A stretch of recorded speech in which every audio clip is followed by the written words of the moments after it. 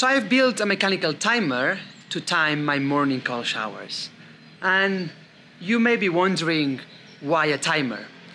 Well, I figured that what works the best for me is to take these morning cold showers that last between 1.5 minutes to 2 minutes. The problem was that without a timer, I would stop the water way before the end of it. So I decided to use my smartwatch to time these morning cold showers. But a couple of months ago, I decided to remove the smartwatch from my life, and instead I got this beautiful mechanical watch. The problem is that it shouldn't get in contact with water, so I cannot use it as a timer. Still, I got fascinated by its internal mechanism, and I figured that it would be very cool to have a timer that uses the same mechanism as this mechanical watch to time the showers instead. And of course, I could just use my phone or any existing timer out there, but I've been living in Switzerland for 7 years now, and I thought it was time to start learning a bit about clock making. Welcome to Gadgets for Your Psyche. This channel is an attempt to bring together two of my greatest passions: invention and engineering, and psychology and neuroscience. You should expect the videos to be made out of two parts: the psyche part and the gadget part. In the psyche part, I'm going to talk about the psychology and neuroscience behind the existence of the gadget.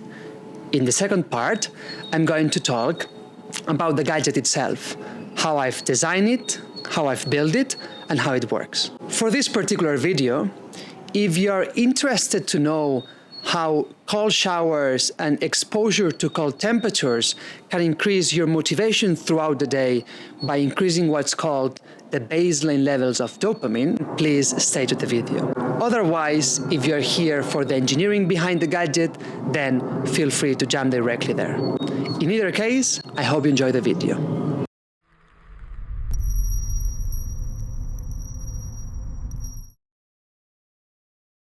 In order to understand how exposure to cold water can increase your levels of motivation throughout the day, we need to go back in time. Imagine you wake up 30,000 years ago and you realize you have no food. At that time, you kind of have two options. You either stay home and die out of starvation, or you go out to forage for food. Lucky for us, evolution made sure we went for option 2. And it partially achieved that thanks to this chemical and neurotransmitter called dopamine. At that moment, the amount of dopamine circulating through your bloodstream and brain will begin to raise. You will experience desire to act, to explore, to go for an adventure. So you grab your gear and you go out. As you walk through the thick forest, you hear some leaves moving. Your attention is quickly drawn onto the bush. As your levels of dopamine increase, your senses narrow, and everything else in the background fades away. As you walk past the bush, you spot a deer between the trees. You grab your bow, draw an arrow, and release. The arrow hits, and the deer drops. As you later sit down and eat its juicy meat, your levels of dopamine increase by a lot. This time, the feeling is different. You feel a deep pleasure and satisfaction. Your hunger disappears, and for a moment, everything feels perfect. However, this won't last for a long time. After a few minutes, your levels of dopamine will go down, and they will not come back to its initial levels. It will actually go slightly below baseline, leaving you feeling flat, unmotivated, almost empty. Dopamine is a neuromodulator that's mainly responsible for movement, motivation, and drive. When released, it makes you pursue things outside yourself, like for our caveman to forage for food. We can split the way dopamine behaves into what's called the baseline levels of dopamine and the spikes of dopamine, commonly called dopamine hits. The dopamine baseline is the average amount of dopamine that circulates through your body and brain. It's a very good proxy for your levels of motivation, drive, and willingness to exert effort. When your baseline levels of dopamine are very high, you feel highly motivated and energized. You kind of want to do all sorts of things. On the contrary, if your baseline levels of dopamine are very low, you feel very lazy, almost like if you have given up. Dopamine spikes are a different story. They occur when you get a reward. They are measured by how much dopamine goes relative to your baseline levels. And they are short-lived, lasting from a couple of seconds all the way to a few minutes. In the case of our caveman, he got the spike when he was eating the food. There are a lot of things that spike our dopamine. Things like chocolate spike the dopamine by an average of 1.5 times the baseline levels. Sex by 2 times, smoked nicotine, so cigarettes, by 2.5 times, cocaine by 3 times, and methamphetamines up to 10 times. But there are a lot of other behaviors that spike our dopamine. Things like sugary or very fatty foods, alcohol, watching porn, scrolling through social media, video games, but also things like getting a job promotion or finishing a marathon. After a spike, the levels of dopamine will come down, and not only back to baseline levels, but slightly below. And in general, the higher the spike, the lower the dip. This is what's commonly known as a dopamine crash. For instance, after watching reels and shorts for an hour, we typically feel mentally flat and unmotivated. Back in the day, there were not many quick pleasures we could consume. Things like foraging for food, sex, social connections. It was all part of our survival. Nowadays, though, it's a different story. We have created a world full of highly pleasureful experiences and substances that constantly trigger our dopamine. And when this process happens repeatedly over time, the baseline level of dopamine can gradually go down. And that's why after weeks, months, and years, our drive to play, to explore, and to find pleasure in small things can be highly diminished.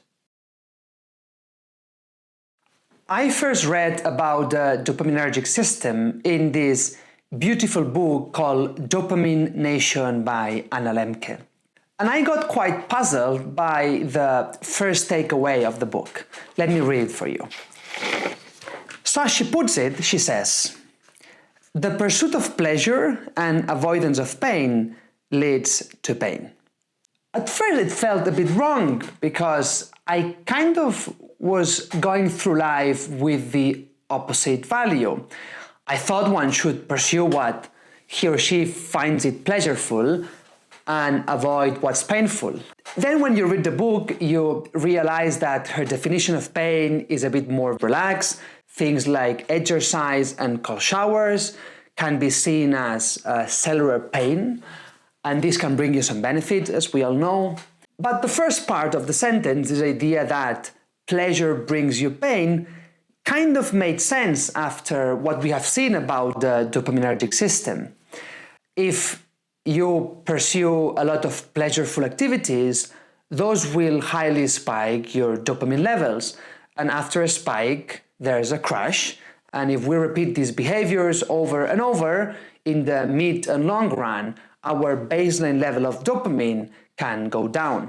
And if our dopamine baseline is very low, then we may find it hard to push through tasks that require effort, and our overall levels of motivation go down.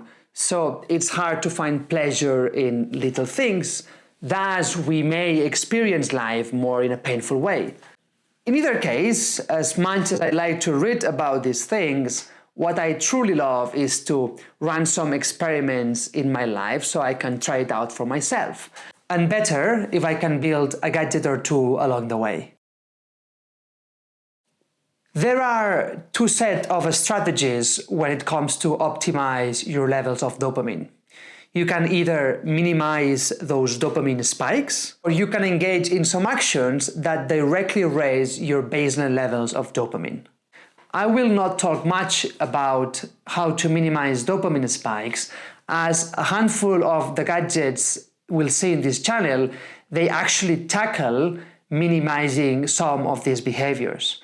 I want to publish a video where I walk you through how I've been living this last year with a Nokia together with my smartphone. I also want to talk about this weird looking box where you can keep things inside, like your phone, and only if you manage to get the 4 keys you can open the box.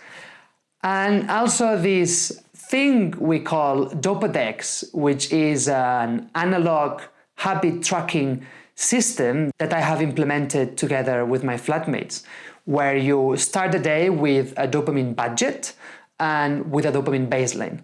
And then you have a set of actions that can either decrease your budget or increase your baseline. And at the end of the day, you add up the points of the 2 sliders and you get a total score. A parallel approach is to engage in actions that directly increase your baseline levels of dopamine. Sleep is probably the most important one, as it helps reset your dopamine system. Beyond that, some mindfulness practices like non-sleep deep rest, exposure to sunlight, regular exercise, or eating food that contain dopamine precursors can all increase your dopamine baseline levels. And last but not least, exposure to cold temperatures. There's this famous study published a couple of years ago where they immersed the participants in bathtubs for 1 hour. The water was all the way to the neck, and I think one of the study groups, the water was as cold as 14 degrees Celsius.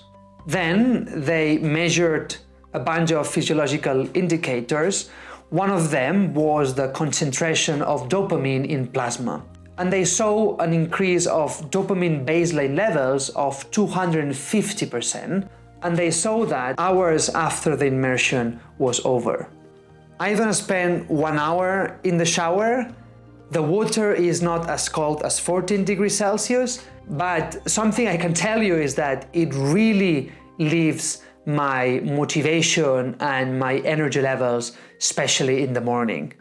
And don't think for a second I like cold showers. I really hate cold water. I only go to the lake or to the beach late in summer when the water is already quite warm. And every morning, before I pull the trigger of the cold water, all the parts of my brain are telling me, don't do it.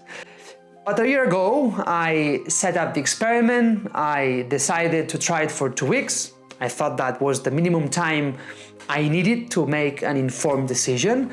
And I must admit, it works very well for me. And since then, I've been doing this almost every day. After this year of experimenting with cold showers, I realized that what works the best for me is somewhere between 1.5 minutes to 2 minutes. But getting there was a bit tough, so that's why I started to use a timer to help me push these extra seconds. But maybe I just needed an excuse to build this.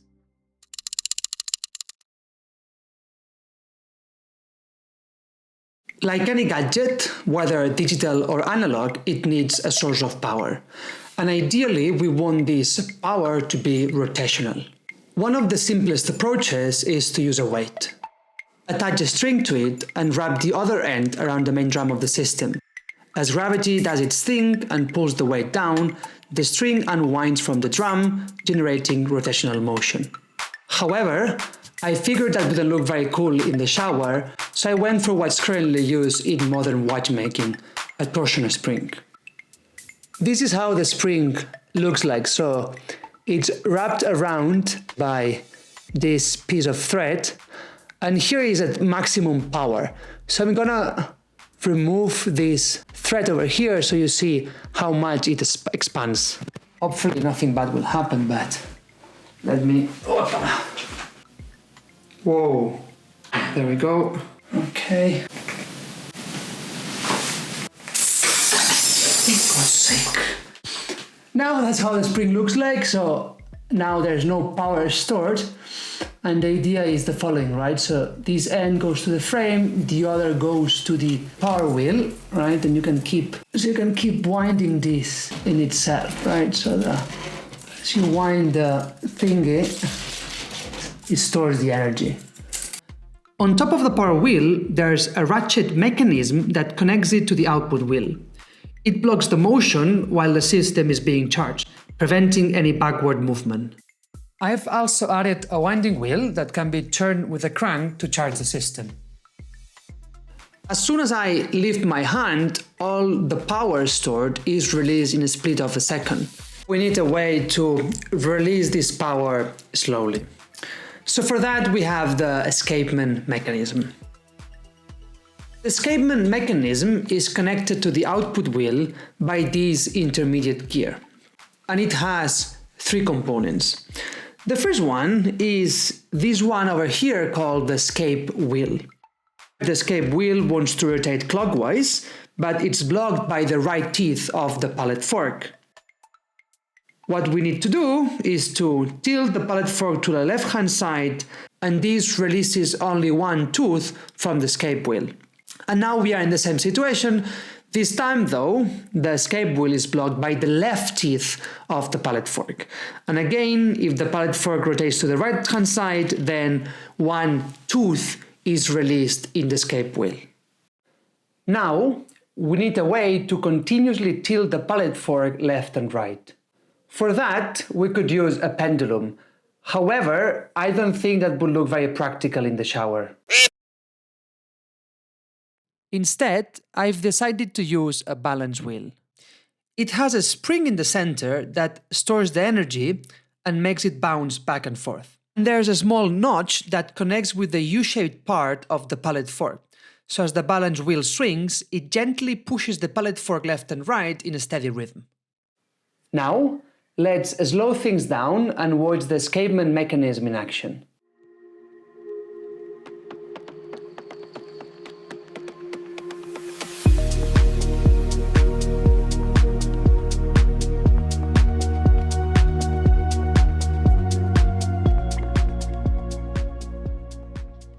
Now, we need the system to make a loud sound when the time runs out. The idea is to use a hammer bell mechanism. I've got this bike bell in Amazon, which I refurbished a little bit, and mounted it on the frame. This is the hammer, which is actuated by this small torsion spring. The actual hammer is this screw with a bolt on the top. That's the part that hits the bell. And in order to make sure that it lets resonate the bell as soon as it hits it, I've added this return spring in the bottom. Finally, I've added this notch that holds the hammer in place. This hammer does more than just hit the bell. When I tilt it to lock into the notch, it also gives a small impulse to the balance wheel to kickstart the system. And when it finally strikes the bell, it acts as a stop, blocking the entire mechanism. Now, we need a way to activate the lever that disengages the hammer. For that, the plan is to mount a trigger pin on top of the timer wheel. As the timer wheel rotates clockwise over time, the trigger pin eventually engages the lever, releasing the hammer. Now, we need a way to connect the output wheel to the timer wheel. Since I want the timer to last a maximum of 2 minutes, the timer wheel needs to make one full rotation in those 2 minutes.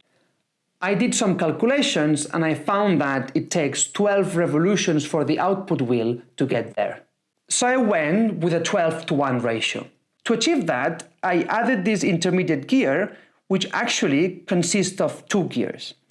The output wheel connects to it with a 1:3 ratio, and then it connects to the timer wheel with a 1:4 ratio. Combining both the stages give us the 1:12 ratio. And finally, the trigger pin on the timer wheel is adjustable, allowing you to set the duration of the time.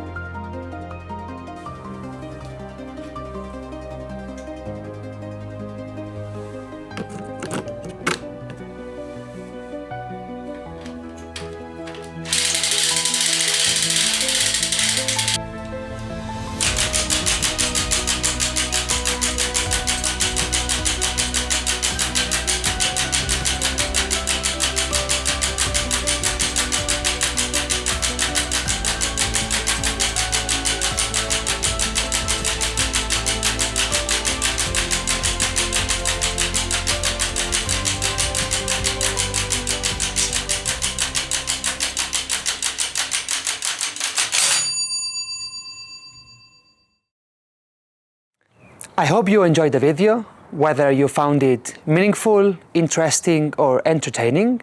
If you would like to support the project, I would really appreciate a like or a subscribe. In either case, thank you for watching and have a wonderful day.